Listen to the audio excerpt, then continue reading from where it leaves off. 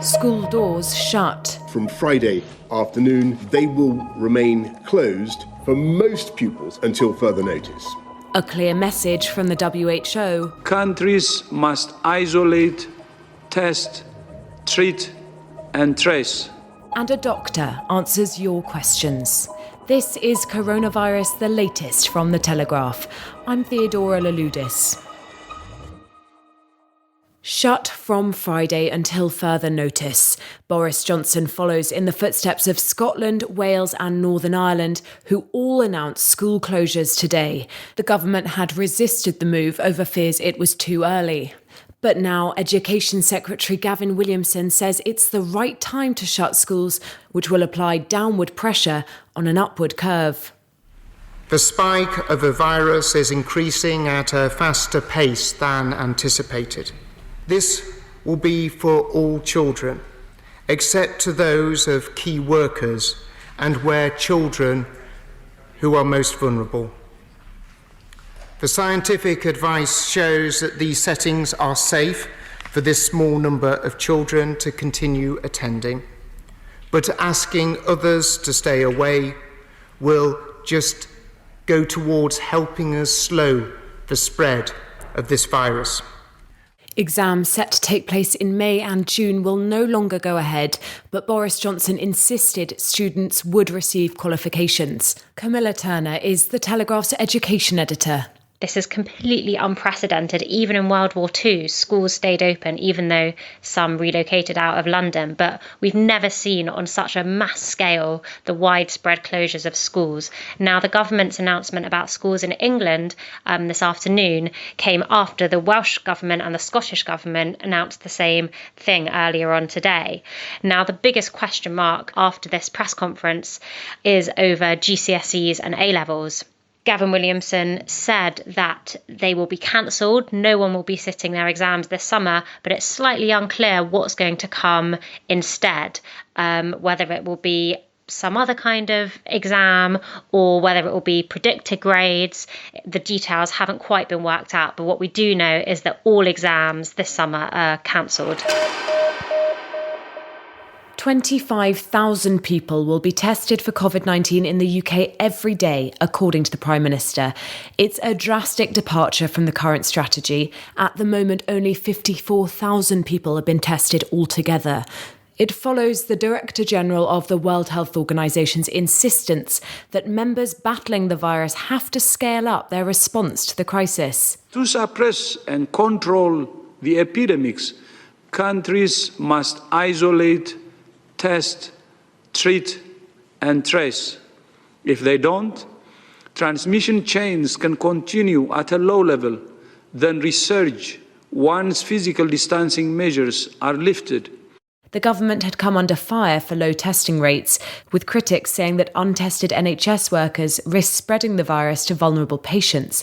Boris Johnson said he understood the concerns. NHS staff should feel that they're able to interact with patients with perfect security and protection. So there is a massive effort going on, comparable to the effort to build enough ventilators to ensure that we have adequate supplies of PPE equipment, not just now, but throughout the outbreak.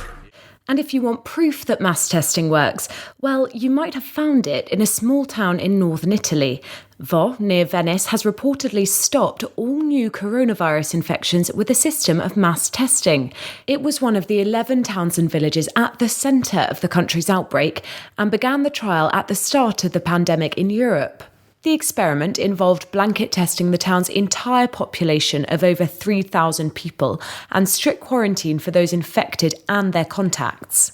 Italian reports suggest the town hasn't registered new cases since Friday. It's a sad fact of life. Where there's worry, there's a scammer ready to exploit it. And the internet can make that all too easy.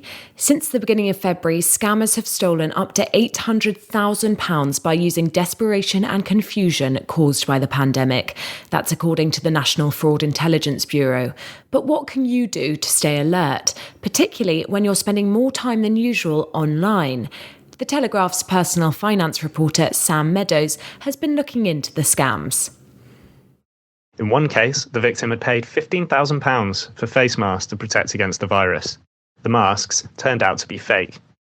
Watch out for anyone offering you something that is too good to be true. Common scams, which the Telegraph has spotted, include a COVID-inspired twist on email scams. You might receive an email which appears to come from a trusted source, like the World Health Organization or HMRC, and asks you to click on a link. Don't do it. It could be an attempt to harvest your personal information. Be careful buying online too. Lots of fake goods and services are being touted, so try to buy from sources you trust. If you're at all unsure, then check with friends or family members before buying, and report anything you do see to the police via Action Fraud. Just 4 months ago, most of us had never even heard of COVID-19, and things are moving quicker by the day, so it's no wonder there's such an appetite for information. At the end of each show, I try to answer a listener's question, but many of you got in touch with questions that are much better put to a medical practitioner than a journalist. Dr. Naseem Gill is a GP partner practicing in Oldham in Lancashire. Earlier on, I gave him a call, and I started by asking him his message to people worried about the crisis. I think the message from me is to remember that this is going to be a relatively temporary phase, and it's a relatively mild illness for most of the population. Only a small percentage of the population are going to be susceptible to developing complications and running into serious problems. So I think the message really is to keep calm under the circumstances, keep ourselves safe, attend to the sensible measures such as hand hygiene and avoiding unnecessary social interaction where we can. But to remember, as I say, that ultimately it's a fairly mild illness that most of us will recover from without any problems. Most of us, if we do get it, will recover from it without many problems. We do hear a lot about this high-risk category. A listener called Sophie asks, what does high-risk group actually mean? Well, that's a good question. And high-risk groups are defined fairly clearly now. And they are those groups of individuals who we think that if they were to catch the coronavirus, they would probably be at higher risk of developing complications from it. There are groups that are similar to those that we usually immunise as part of the annual flu campaign every year. So these will be groups of individuals such as pregnant ladies, those over a certain age, around about 70, and those under the age of 70 with significant medical problems such as respiratory problems like asthma, things like heart disease, diabetes, and a number of other similar types of categories. The only groups that aren't included in that in the annual flu campaign are now children, because it does appear that children don't seem to be affected by this virus in the same way. You mentioned asthmatics there. We've got a question about just that from a listener called Charles. Hi, I just wanted to know if we needed to self-isolate if we had minor asthma. Should we self-isolate regardless? Yeah, I think that's right regarding asthma being in the high-risk category, as you quite rightly say. So I think anybody in that group, including Charles, should really be reducing their social interaction. That's the advice that we've been given most recently. So from a practical point of view, the way to reduce that interaction would include things like avoiding contact with other people that obviously have symptoms, avoiding non-essential use of public transport, perhaps working from home if that is possible, avoiding large gatherings and family gatherings probably as well. With the advent of Mother's Day soon, unfortunately, we're going to have to think carefully about avoiding situations of that nature as well. And really looking after your own health. This is a really important point. It's important that people do make sure that they look after their chronic condition, and asthma is a chronic condition. So it's important that it's well controlled, and Charles would be well advised to make sure that he's taking his inhalers as prescribed.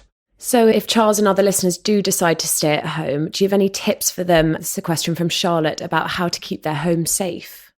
Yeah, I guess that we all want to remain as safe as possible. And in an ideal world, keeping your home safe means ensuring that you reduce the chances of the virus entering your home. So probably to avoid no unnecessary visits to the house, no unnecessary social gatherings at the house would be sensible. And then looking at it from the point of view of when you're in the house, to prevent it entering your body, so to speak, again, it's the principles around hand hygiene with soap and water, especially when you think you've been exposed. So if you've been out and touched some surfaces that other people have touched, that's the scenario in which you need to be vigilant where hand hygiene is concerned. And also to try not to touch your face and your mouth and eyes to the best of your ability, although, this can be incredibly difficult because we just sort of do it automatically a lot of the time. It's just trying to remember to avoid contact under those scenarios. On that point of avoiding contact, obviously you can't control what everyone around you is doing. We've got a question from Laura who asks, I can work at home, but my flatmate can't.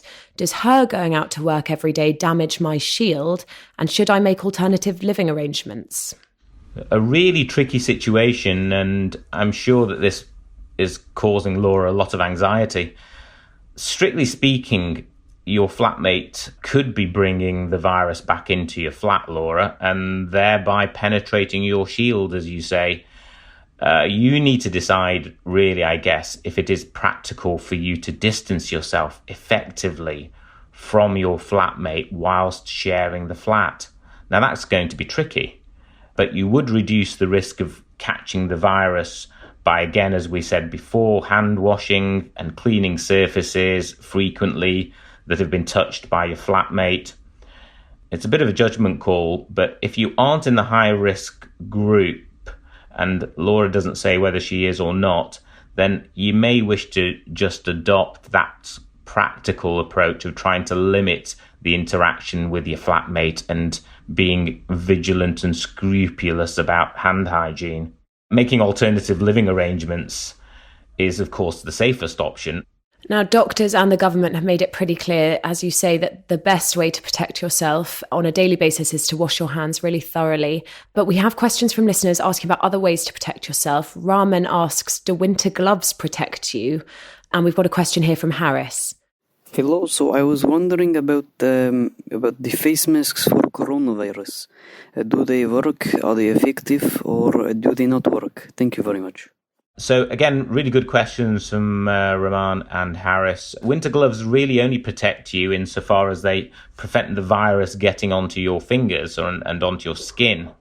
Disposable gloves that healthcare workers allow them to use them and make contact with individuals and then dispose of the gloves. So from a practical point of view, winter gloves aren't really going to make a huge amount of difference from protecting you. And of course, it doesn't stop you then touching your face with the gloves on. So it doesn't really stop the transmission of the virus. Remember that the virus can live on some surfaces for up to 72 hours. So touching a surface or an object with the virus and then touching your own face, eyes, mouth is the main way that the virus is thought to spread. And regarding the use of face masks, there's been a lot of debate about this, and I get asked this question quite a lot. What face masks do is they help to reduce your hand contact with your mouth and nose, but the simple masks that most people can buy do not protect you against any airborne virus. So they help, but they won't protect you completely. And as the virus, as I've said, can enter through the eyes as well as the nose and the mouth, they will only provide limited protection. Dr. Gill, our final question is from Len. Here it is. I wondered, if you've had the coronavirus once and recovered from it, can you get it again? The short answer to that is we don't really know. What we do know is that you will develop antibodies to the virus if you catch it, but it's unclear how long those antibodies and that immunity currently lasts. So it's possible that you could be reinfected, I think, in the following year, but it's unlikely that you will catch it twice in a short period of time. But we can't really say definitely at this stage. This is an evolving process. We're learning new things day by day, week by week, and we're collating the data. But I think the short answer is we're not sure for certain. Dr. Gill, thank you so much for joining me. You're welcome. Don't forget that if you have a question you'd like one of our journalists or experts to answer, maybe you've got a specific question about the virus or you want some tips for working remotely, you can email me a voice note or just a question. It's coronaviruspodcast@telegraph.co.uk. Self-isolation can bring with it an unintended consequence, loneliness. So today, The Telegraph is launching You Are Not Alone, a collection of stories to showcase community spirit, bring you the best advice and share tips for coping. Our journalists will be trying out virtual supper clubs. We've got plans for a virtual pub quiz, even some wine tasting. Social connectivity is more important now than ever, and we want you to remember that you are not alone. Click on the link in the show notes for more details. This is Coronavirus, the latest from The Telegraph. I'm Theodora Louloudis, and I'll be back tomorrow evening with another update. In the meantime, head to telegraph.co.uk/audio, where you can get a free 30-day subscription to The Telegraph Online.